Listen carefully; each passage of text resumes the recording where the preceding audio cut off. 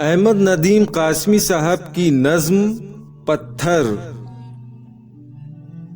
रेत से बुत न बना ऐ मेरे अच्छे फनकार,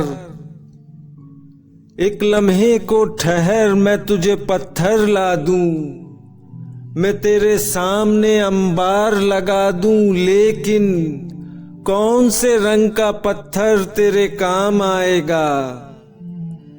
सुर्ख पत्थर जिसे दिल कहती है बेदिल दुनिया, या वो पथराई हुई आंख का नीला पत्थर जिसमें सदियों के तहय्युर के पड़े हों डोरे। क्या तुझे रूह के पत्थर की जरूरत होगी जिस पे हक बात भी पत्थर की तरह गिरती है। एक वो पत्थर है जो कहलाता है तहजीबे सफेद, उसके मरमर में सिया खून झलक जाता है। एक इंसाफ का पत्थर भी तो होता है, मगर हाथ में तेशाए जर हो तो वो हाथ आता है।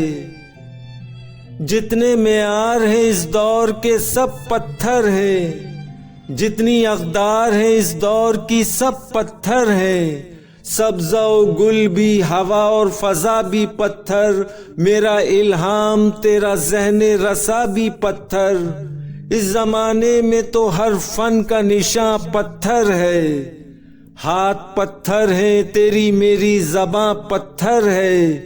रेत से बुत न बना ऐ मेरे अच्छे फनकार।